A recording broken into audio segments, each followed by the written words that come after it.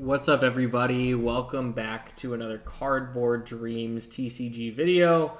We're going to be a little wobbly today, but we're going to be talking about my first blitz deck that I built. I used Ira Welcome Deck as a base, and I don't know why, but I have my heart on the table, so I guess that's a flex there. But so we're starting off with Ira Crimson Haze, and for those of you who don't know, Ira is a ninja class in Flesh and Blood. Flesh and Blood video, by the way, guys.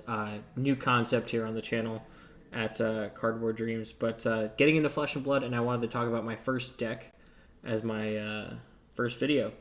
So ninjas are built around building combos on what's on the combat chain. And with Ira, the ability is every turn, the second attack gains +1 damage to it.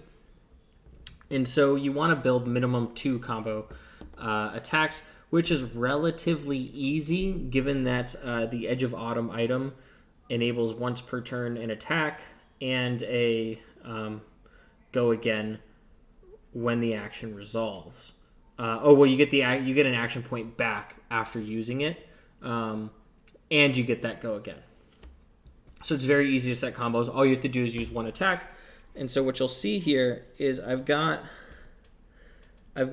my attack combos from lowest in the chain to highest in the chain going right. I've got my utility cards up here, and I've got my reaction cards on the bottom. Okay, so what does that mean? So we've got things like Scar for a Scar and Nimblism, which are really good to start off the attack. Nimblism, or Scar for a Scar, 0 cost. You can go again into a lot of damage if you're low health. And I have a lot of Nimblism, maybe too much Nimblism. But the idea here is that I just power up my second attack in a chain, or my first attack, but I get go again. And I made sure to get 3 resource Nimblisms, because if I don't need to use one, I can pitch it for more value. I have Head Jab with only 1 Open the Center. Open the Center is a card that revolves directly around being played after Head Jab, but even if that's not the case, it still has a great amount of damage to close out an attack. Similar, and so I kind of pair that with Flying Kick as well, where Flying Kick is played as Chainlink 3 or higher, gains +2 damage, so that you're looking at a 7 damage card, right? So Ira, a really good combo here, right? And this is the bread and butter, is either getting one of these head jabs out, right, and going up to combo 3, or getting an attack out and using Whirling Mist Blossom, where if it hits, you get 2 cards and you get to go again. So you really you can build a crazy long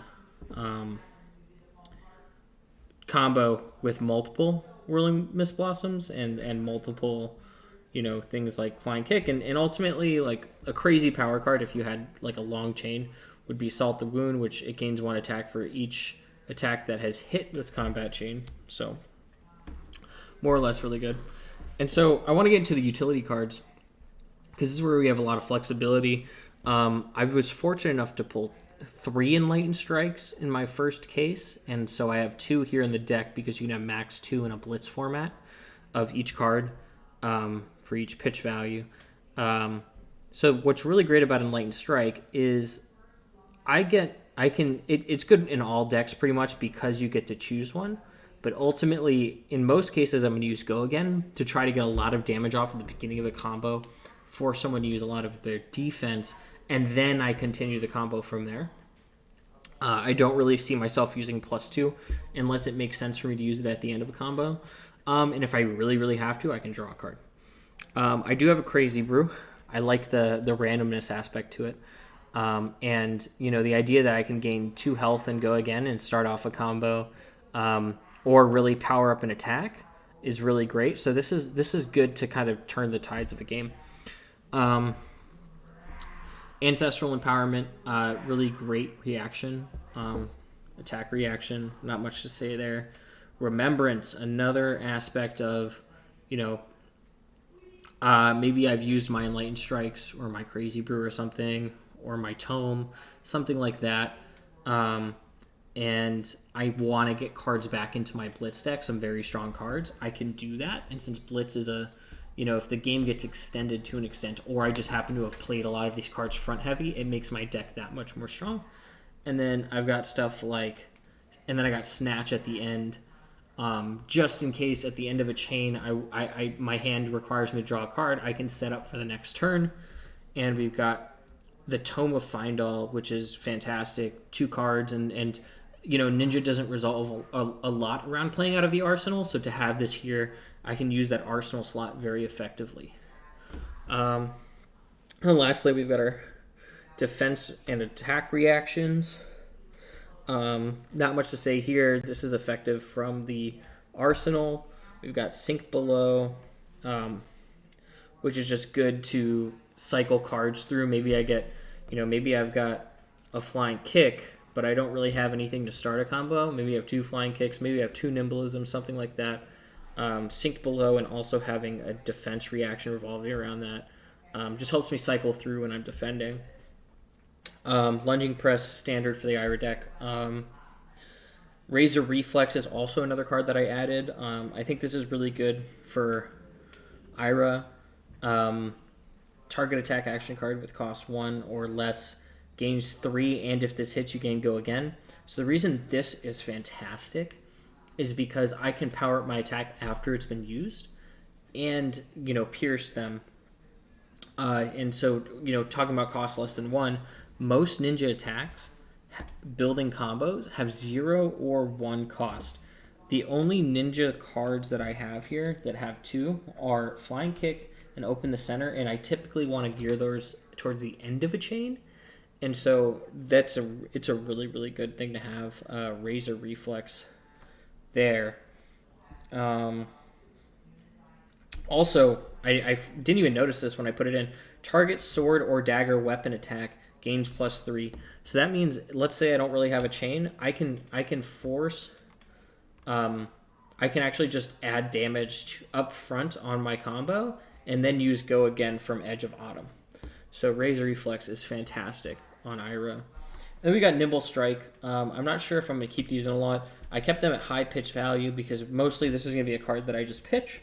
And then if I want to banish Nimblism from my graveyard, which I have 6 of them, I can do some extra damage and continue a combo on an attack. Maybe I don't have any head jabs, or maybe I just want to get extra damage in on a turn. It's a great way to maximize there for resources. And yeah, guys, I think that's it. I am very new to the game. I think at this point I actually haven't played any games myself, so here I am deck building. But I think this is a really good deck with the cards that I have. Everything makes sense to me. Everything seems to connect, and as I get experience, I'll be getting a little better. And I think that starting with the welcome deck was huge. So I encourage you guys to, hopefully the prices go down. I think they will. I think I overpaid on my Ira deck. I got this opened one for like $50, and I got on average some sealed ones for like $85.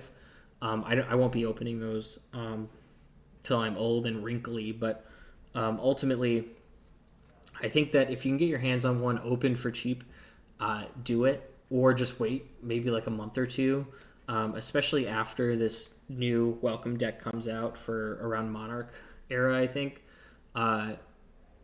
it'll probably be easier to get an Ira deck cheap. So there you go, guys. That's our first Flesh and Blood video. If you haven't already, please like and subscribe. Would really appreciate the support there. And yeah, guys, let me know what you think. Hopefully I get the opportunity to keep making Flesh and Blood videos. I'll see if I can record some games that I have, record any deck building stuff I do, some card organization, sales, anything that I pull in.